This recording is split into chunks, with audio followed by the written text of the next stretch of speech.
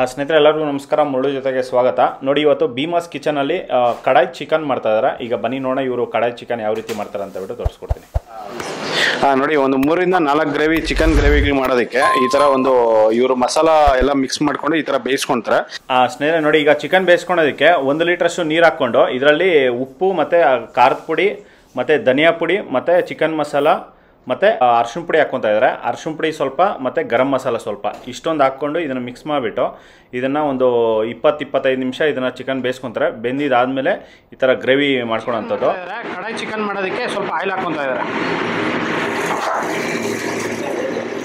ನೋಡಿ, ಅದರಲ್ಲಿ ಸ್ವಲ್ಪ ಬೆಳ್ಳುಳ್ಳಿ ಸಣ್ಣದಾಗಿ ಕಟ್ ಮಾಡಿಕೊಂಡಿರೋ ಬೆಳ್ಳುಳ್ಳಿ ಮತ್ತು ಹಸಿಮೆಣಸಿನ್ಕಾಯಿ, ಒಂದು ರೆಡ್ ಚಿಲ್ಲಿ,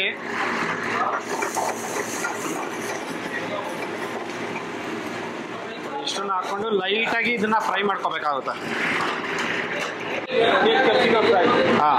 ನೋಡಿ, ಆನಿಯನ್ನು ಕ್ಯಾಪ್ಸಿಕಮ್ಮು ಆಯಿಲಲ್ಲಿ ಫ್ರೈ ಮಾಡ್ಕೊಂಡಿದ್ದಾರೆ. ಫ್ರೈ ಮಾಡ್ಕೊಂಡು ಇದರಲ್ಲಿ ಹಾಕ್ಕೊಂಡಿದ್ದಾರೆ. ಚಾಪ್ ಮಸಾಲ ಸ್ವಲ್ಪ ಹಾಕ್ಕೊಂಡಿದ್ದಾರೆ. ನೋಡಿ, ಕಡಾಯಿ ಮಸಾಲ ಸ್ವಲ್ಪ ಹಾಕ್ಕೊತಾ ಇದ್ದಾರೆ. ಒಂದು 2 ಟೀ ಸ್ಪೂನು ಕಡಾಯಿ ಮಸಾಲ, ಒಂದು 2 tea spoon chop masala. Yellow gravy ಒಂದು ಅರ್ಧ ಸೌಟು, ಅದರಲ್ಲೇ ಸ್ವಲ್ಪ ನೀರು, ಇನ್ನು ಸ್ವಲ್ಪ ಯೆಲ್ಲೋ ಗ್ರೇವಿ ಹಾಕ್ಕೊಂಡಿದ್ದಾರೆ. ಸ್ವಲ್ಪ ನೀರು. ನೋಡಿ, ಪುಡಿ ಸ್ವಲ್ಪ, ಚಿಲ್ಲಿ ಪೌಡರ್, ಏಕೋನ್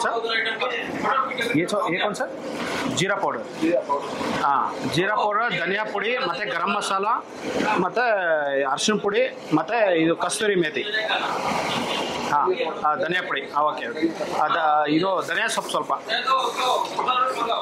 ಕೊತ್ತಂಬರಿ ಸೊಪ್ಪು ಸ್ವಲ್ಪ.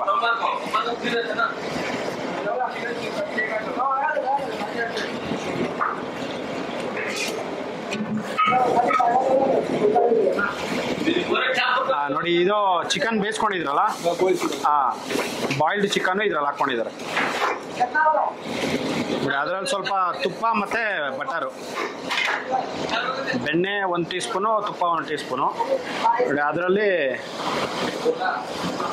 ಅಮೂಲ್ ಕ್ರೀಮು ಒಂದು ಅರ್ಧ ಟೀ ಸ್ಪೂನು ಅಮೂಲ್ ಕ್ರೀಮು.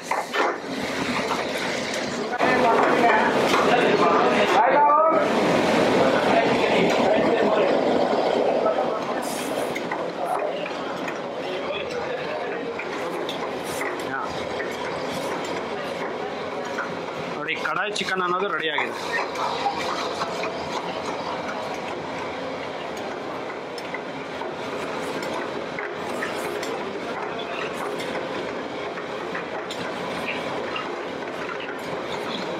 ನೋಡಿ, ಇದು ಸ್ವಲ್ಪ ಥಿಕ್ನೆಸ್ ಬರಬೇಕು. ಥಿಕ್ನೆಸ್ ಬರೋವರೆಗೂ ಇದನ್ನ ಫ್ರೈ ಮಾಡ್ಕೊಂಡಿದ್ದಾರೆ.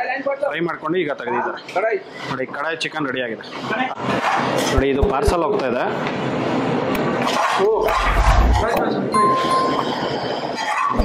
ನೋಡಿ, ಅದ್ರ ಮೇಲ್ಗಡೆ ಸ್ವಲ್ಪ ಅಮೂಲ್ ಕ್ರೀಮು,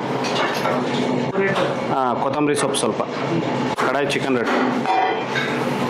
ಸ್ನೇಹಿತರೆ ನೋಡಿದ್ರಲ್ಲ, ಒಂದು ಭೀಮಾಸ್ ಕಿಚನ್ ಫ್ಯಾಮಿಲಿ ರೆಸ್ಟೋರೆಂಟಲ್ಲಿ ಕಡಾಯಿ ಚಿಕನ್ ಯಾವ ರೀತಿ ಮಾಡ್ತಾರೆ ಅಂತ ಬಿಟ್ಟು ಈ ಥರ ಇದು ಇವರು ಮಾಡೋವಂಥದ್ದು. ಇದಂತೂ ತುಂಬ ಚೆನ್ನಾಗಿರುತ್ತೆ. ಅತ್ತಿಬೇಲೆ ಕಡೆ ಬಂದಾಗ ಒಂದ್ಸರಿ ಟೇಸ್ಟ್ ಮಾಡಿ, ನಿಮಗೆಲ್ಲರೂ ಸಖತ್ ಇಷ್ಟ ಆಗುತ್ತೆ.